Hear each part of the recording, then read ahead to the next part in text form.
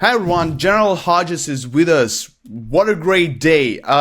General Ban, my first question to you would be, is Ukraine able to sink the entire Black Sea Fleet till the end of the year? And also, what sense does it make strategically? Ukrainian general staff is running rings around the Russian general staff. The Russians don't know where the next attack is coming from.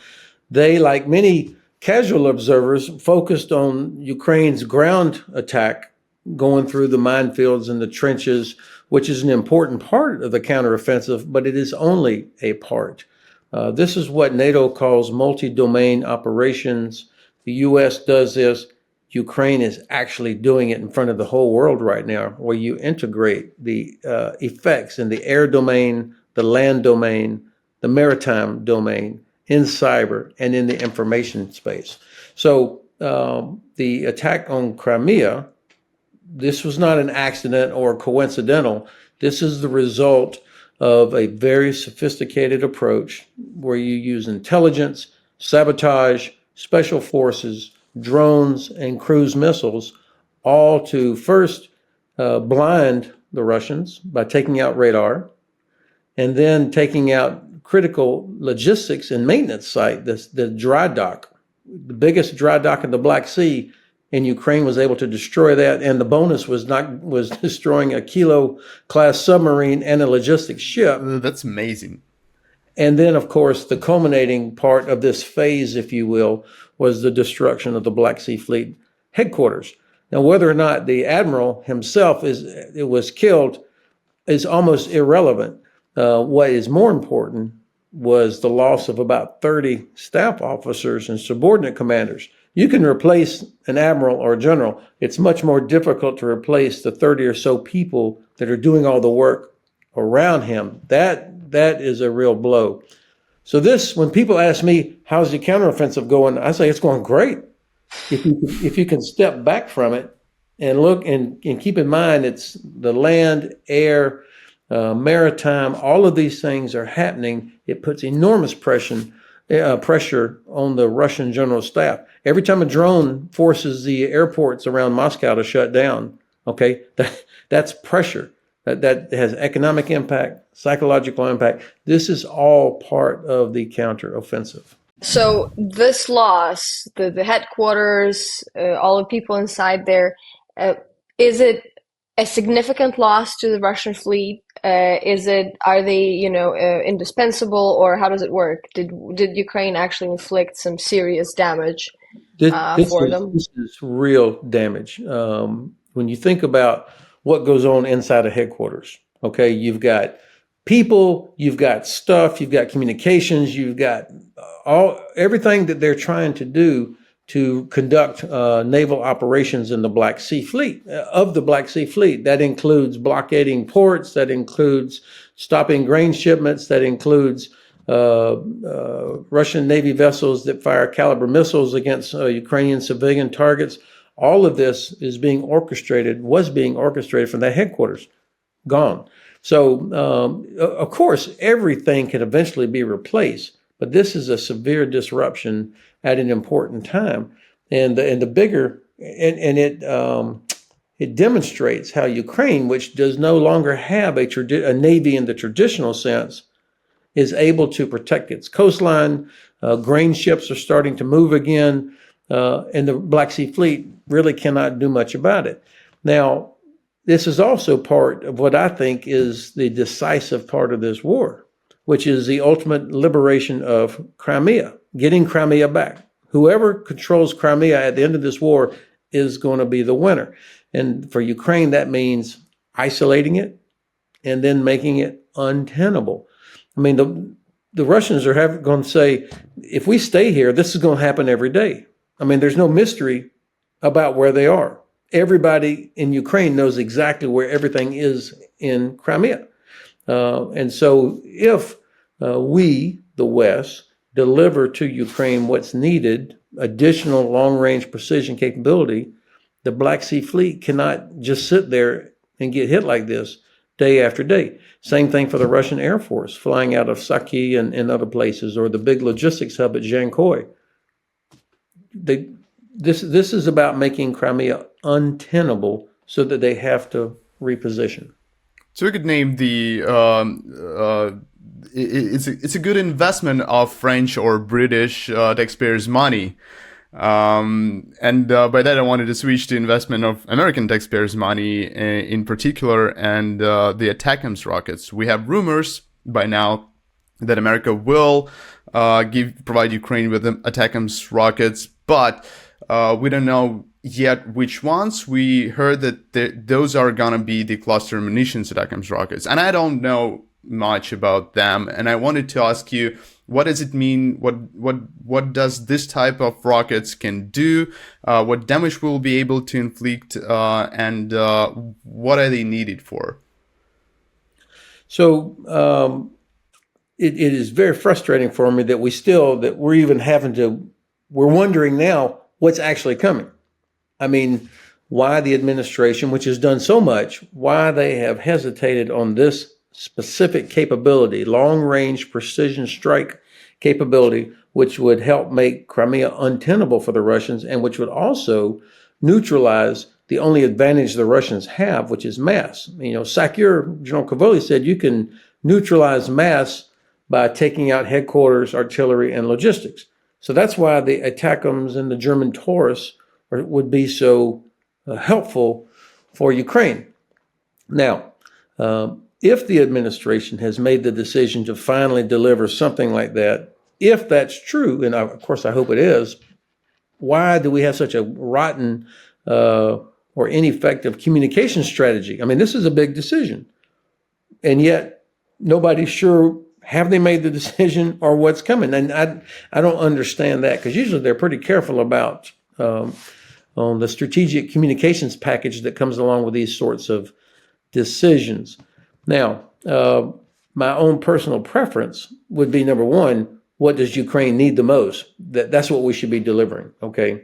In the different types of ATACMS rockets that would be provided, my own personal preference would be the 300-kilometer range, what we call a unitary warhead, which is used for hitting big targets, bridges, airfields, ships, that kind of an impact.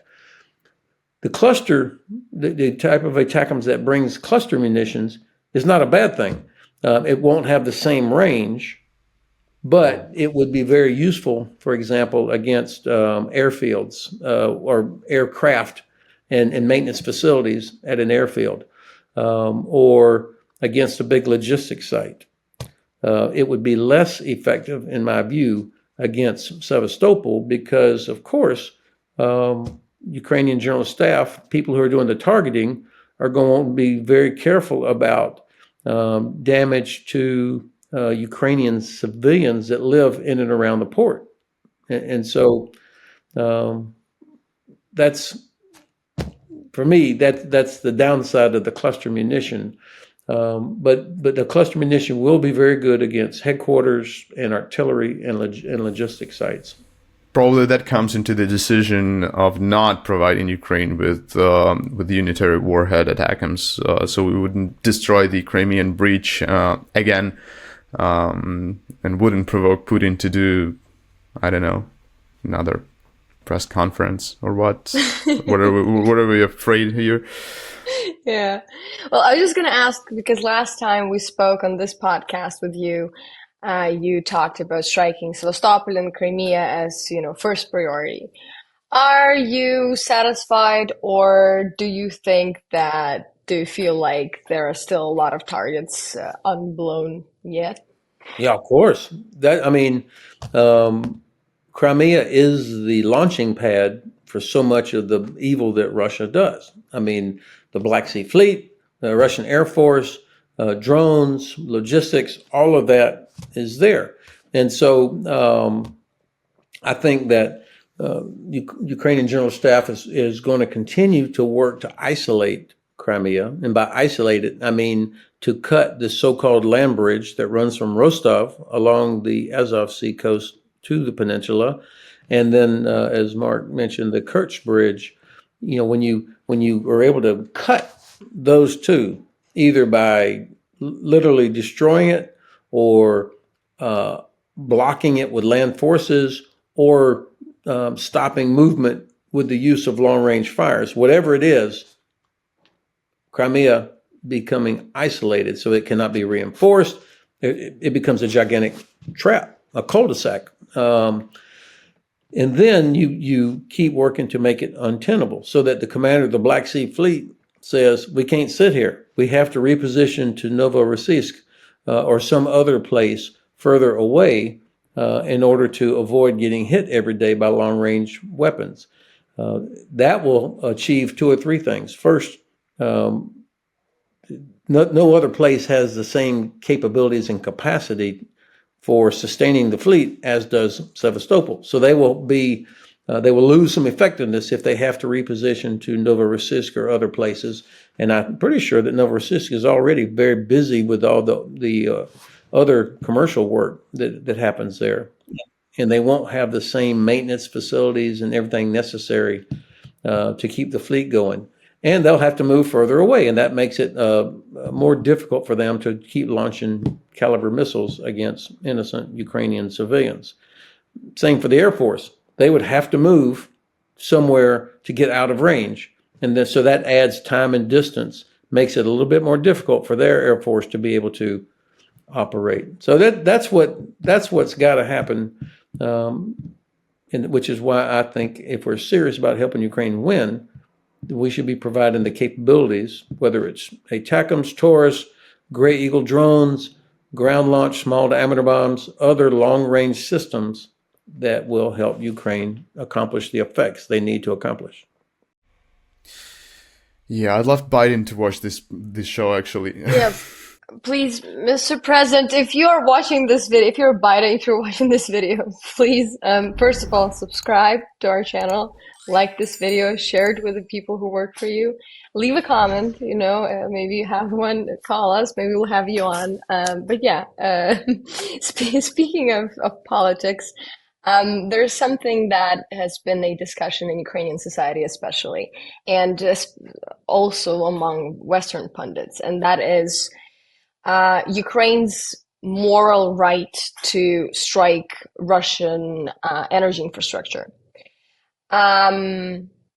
If Russia continues to do the same with Ukrainian one, we have the experience of previous winter, and we have experience, throughout this war, that Russia does not hesitate to influence civilian life that way, not just destroying them physically, but also refusing them, the right to, live peacefully with the electricity and heating and whatnot.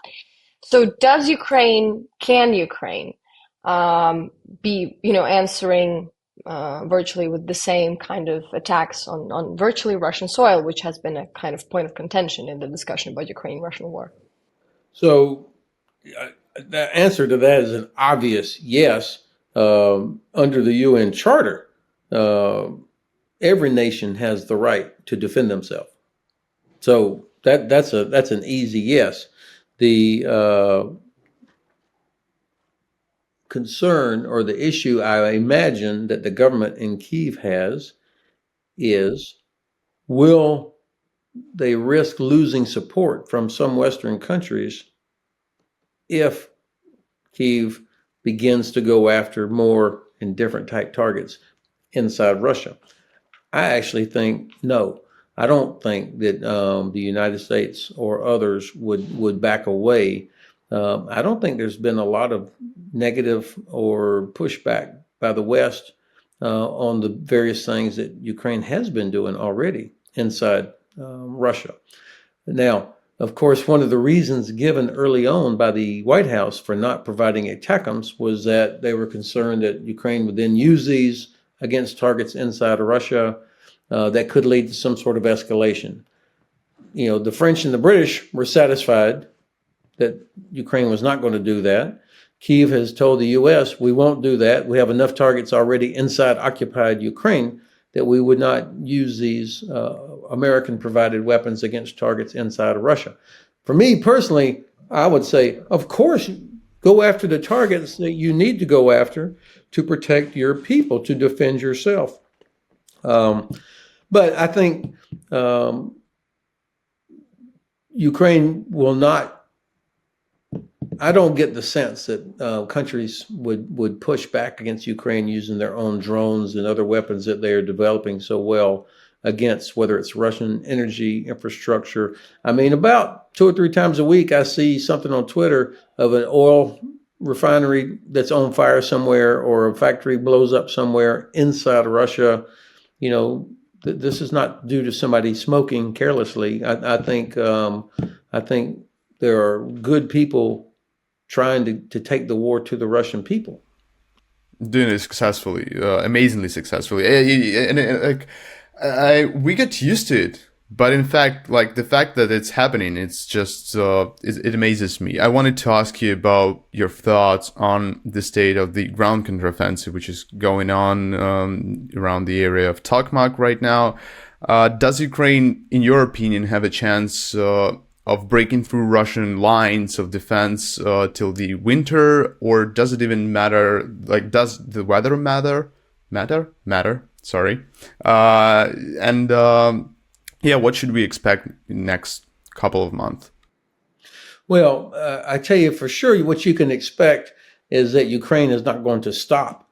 I think the general staff knows that they cannot give Russian forces one free day to strengthen their defenses, to put more mines out, to improve their logistics, to give their soldiers a breather or anything.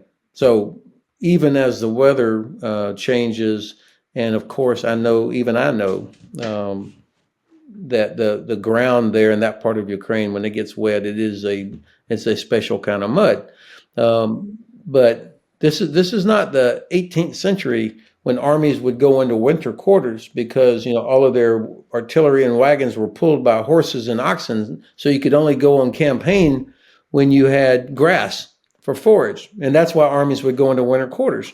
In the year 2023, we're talking about being able to operate no matter what the weather is. And so I think the general staff will continue to look for ways to keep pressure on Russian logistics, on Russian headquarters, on Russian artillery. Yes, it will be more difficult for wheeled vehicles to move around.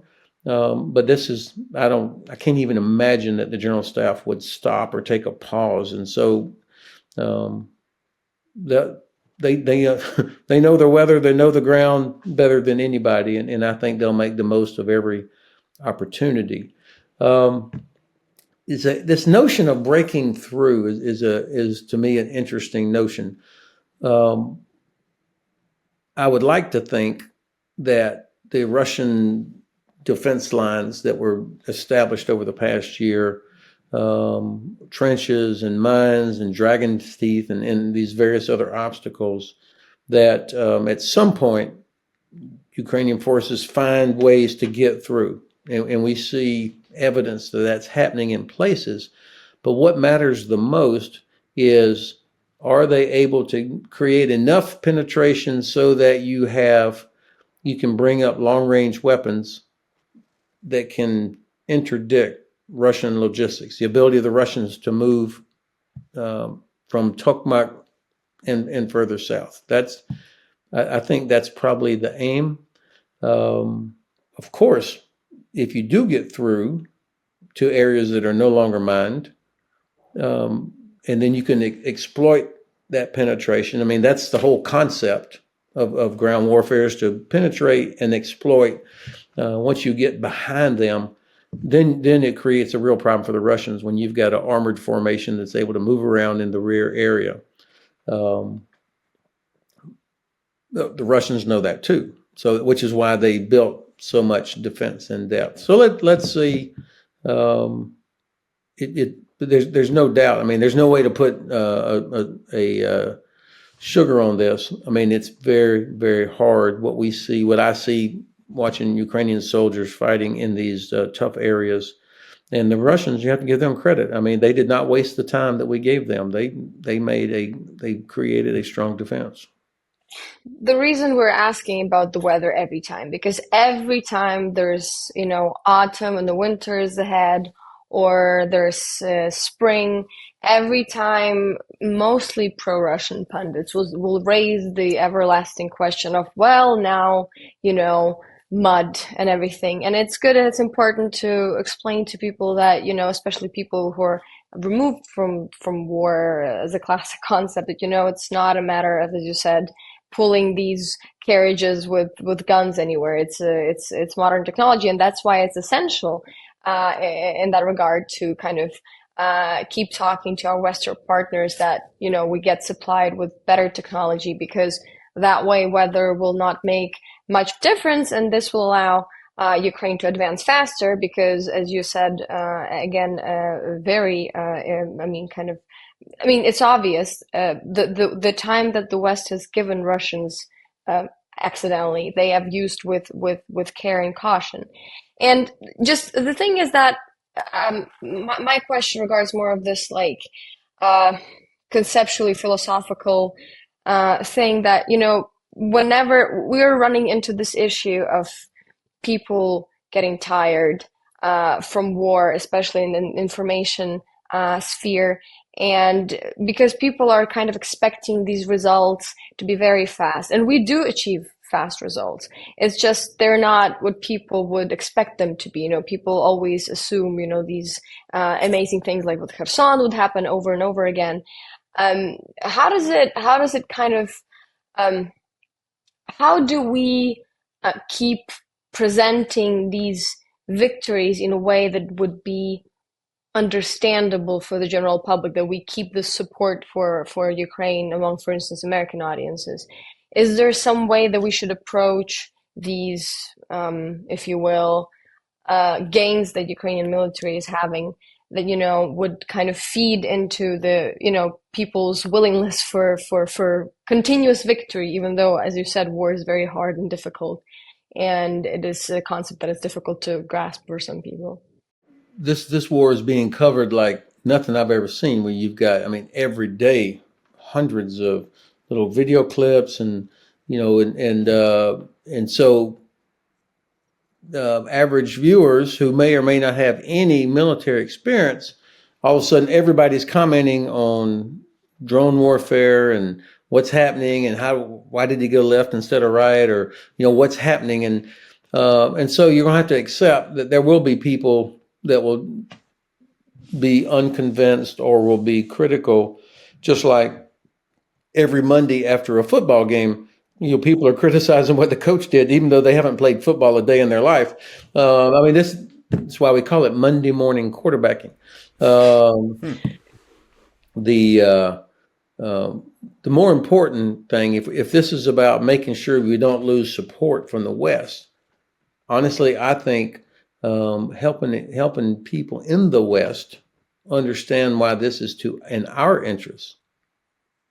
It's in our interest that Ukraine defeats Russia, that Russia is ejected back to the 1991 border. Why should people in Texas and Florida and Iowa and California care about that, other than a sense of moral outrage or because we're inspired by Ukrainian people? That's not strategy. But thinking in terms of why is it in the interest of the American taxpayer that Ukraine is successful? How do you connect this? And I think this is what my president has got to do, because there is still strong a majority of the Congress, including Republicans, still supports giving aid, but that's not going to last forever. So the president has to look at our population and talk to us like we were adults and say, "Hey, team, this is why we're doing this. This is about our security. This is about our prosperity. Our prosperity is tied to European prosperity. European prosperity depends on stability and security in Europe, supply chains, energy flow, grain flow. This is to our advantage." And by the way, the Chinese are watching to see, is the West serious about freedom of navigation, respect for sovereignty, respect for human rights? Are we serious about that? If we're not, and the Chinese think we're not, then I think they end up making a terrible miscalculation also. So I think that's how we got to do it. The fact that another village was liberated is not going to change how people in the U.S. think about things. Not in a meaningful, strategic way. But I think you guys, have such a good format and a good podcast, and people listen to you. If you can help, which is what I'm trying to do, is put in context. Don't think just about trenches and minefields. What is Ukraine doing to Russia? And why is Crimea so important? If it's all based on emotion, it's not going to be compelling. Absolutely. Great. And I would love, it actually amazes me as well, because like it's actually true that the American society, American taxpayers are providing Ukraine with a lot of equipment and a lot of money, and it should be communicated. And there is a reason for that, and it's justified. It just should be communicated from the White House and from American politicians and American journalists much more, and we hope for it to come sometime. Yeah, well, yeah, thank you very much, General Ben. We wish that everybody in the world and our partners kind of together with us define what winning means. Please like, subscribe, comment on the videos in the chat. Even if you're not President Biden, you still should do that.